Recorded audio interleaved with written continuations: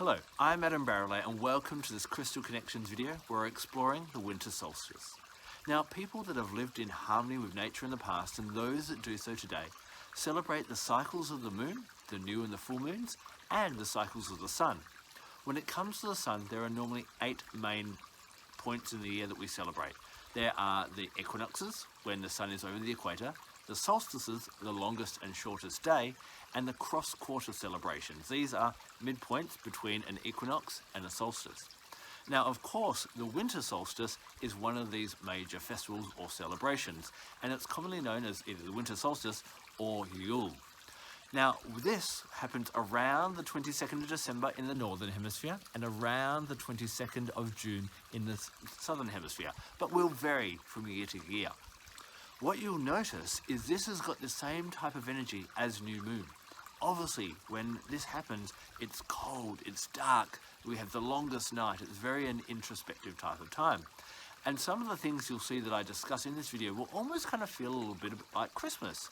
And it's because Yule, which is the other name for the winter solstice, is a festival that Christmas has been based on, and a lot of the traditions were crossed over into the Christian times. So in this video, we're going to explore how you can connect with this energy around the winter solstice, bring harmony into your life, and different ways to just celebrate what's happening out there in the world.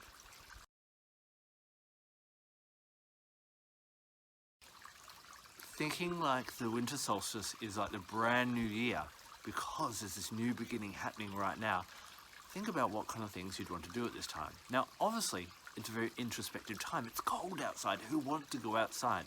But I always make a point of going for a bit of a walk, normally early in the morning or as the sun is setting at night before we have the longest night of the year, just to really feel that coldness on the face, to really get into the energy and the chill. Remember that we're lucky as humans that we have these houses, but every other creature is out there in the cold and allows us to attune to that energy that is happening out in the world. Once the sun has set as well, don't hide inside for the whole night. It's really nice to get outside and stargaze and really connect with that kind of chilliness and that magic of the night and the darkness as well.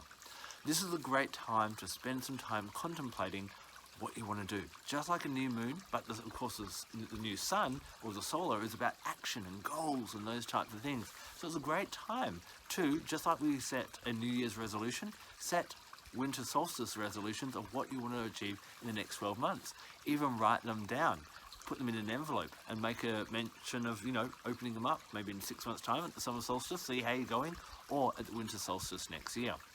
It's also traditional to bring people together, to have a bit of a feast.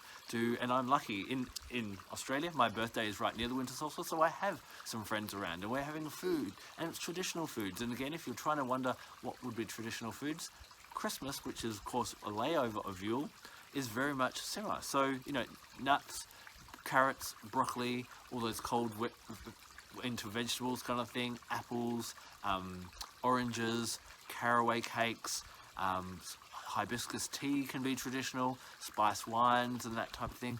Bring in all these type of things and share that warmth of, being together as well. This is also a time of giving. Us as healers and being interested in working in harmony with nature, we want to give back as much as we can.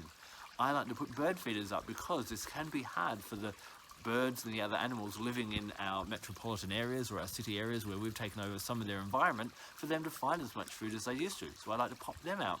It's also great if you can do some charity work, maybe help out at a soup kitchen. Normally when I have my friends around for my winter solstice feast, I ask everyone to bring some donations that we can give to a children's home or to a food shelter as well. So think about what you can give. You can charge some crystals or create some crystal gifts, or make some essential oil blends and gift them out as well. Because Yule has kind of always had an impact on Christmas, and Christmas traditions are kind of carried through, these are kind of interlocked with each other. So you can bring some of those gift giving, those getting together, getting outside in the cold and celebrating the cold, all these kind of things tying together, and are very much winter solstice or Yule activities.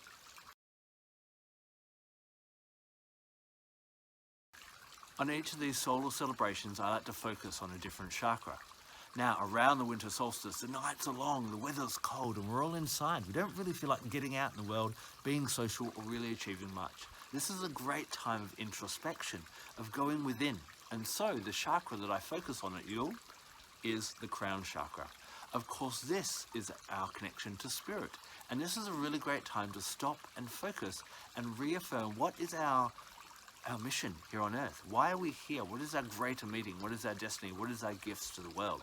And so it's a really great idea to focus on the crown chakra and ensure that it is balanced. So how do we do that? There's a few different ways, but my favorite way is with a pendulum. So let me demonstrate. First of all, the first question, you get it nice and still, and then you ask it, show me the energy of a balanced chakra. You can say it out loud in your mind, show me the energy of a balanced chakra. And after a while, you'll start to get a bit of a swing. And so that is what a balanced chakra looks like. Now, it may swing different for you. Don't worry about direction, just worry about how much it swings. So then, once you get it still, so that's my balance. So then I put my hand on my crown chakra and I say, show me the energy of my crown chakra. Keep repeating that question either out loud or in your head. And you'll see after a while, you'll start to get a swing. And you want to wait till it gets a bit of a constant swing. And that, swinging about the same, maybe a little bit less, maybe a little bit underactive. And so then you can do different things to help to rejig that up to bring more of, bring that into balance. Now remember, when it comes to the crown chakra, what we want to do is we don't want to do more. We want to do less. We want to calm down. So, I find when you've got an underactive crown chakra and you want to get more energy to balance it, amethyst can be really nice as a crystal, and I really like to use lavender as the essential oil. So having those crystals, wearing those crystals, diffusing that essential oil, lavender, great at night, rub it on your feet, on your skincare, beautiful, those types of things. If it's overactive and you need to settle it down, rosemary is great, and crystals like lepidolite or purple fluorite. And then if it's balanced, frankincense is absolutely amazing for maintaining that balance, as well as using crystals like purple tourmaline, purple beryl, or even something like sugilite or charoite as well. So focus on your crown chakra, see how it's at, and make sure as you go into this new solar year that you're actually really clear on what your spiritual path is. And then as we go through each of the festivals, we start to work down, then there, and so on, through each festival, bringing our spiritual mission into the world before we come back up here in a year and reevaluate how we've done again.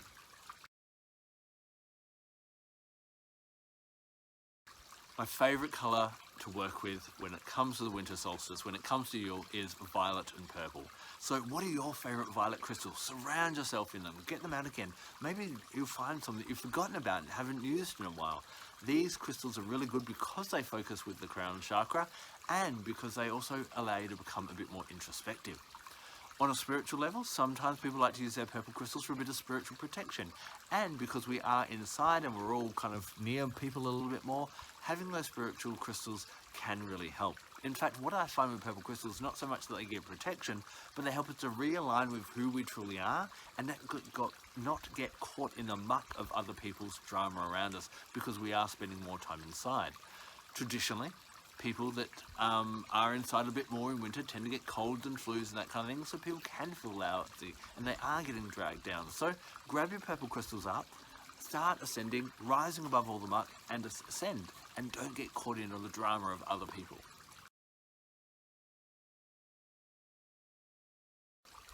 When it comes to essential oils, there are some amazing ones that I love to work with at Yule. Now remember that Jesus' birthday is kind of laid over the celebration of Yule, and so good old frankincense and myrrh is connected with that time. Really great oils to diffuse and work with as well. They're very spiritual oils, they help to connect you, ground you, a whole range of different things. But there are other great ones as well. Think of all your different crown chakra, different essential oils. Lavender is great. Rosemary is great. Another great one I love is Litsea, also known as Mei Chang. Comes from a purple berry. This is a really great one for cleansing the air and cleaning space, and it brings a spirit of laughter and celebration. And when it's cold, we're often not feeling too jovial, but Litsea is a really nice one to lift people's spirits. Also big tree leaf oil. So think about spruces and firs. We often think about those aromas because of the Christmas tree, and these help to open our mind, have new perspectives. They connect us with those higher chakras and can bring in new inspiration as well. What kind of aromas and what kind of essential oils do you associate with that Christmas, Yule kind of time? these are perfect to work with around the winter solstice. Other ones might be, things like cinnamon or nutmeg. Any of those kind of real cozy ones can be really beautiful to bring in and help you snuggle up, feel comfortable, connect with your spirituality, connect with your family, whether that be your blood family or your spiritual family or whoever you hang out with, and really feel that warmth as we go into a brand new year together, supported, excited about what the year will bring.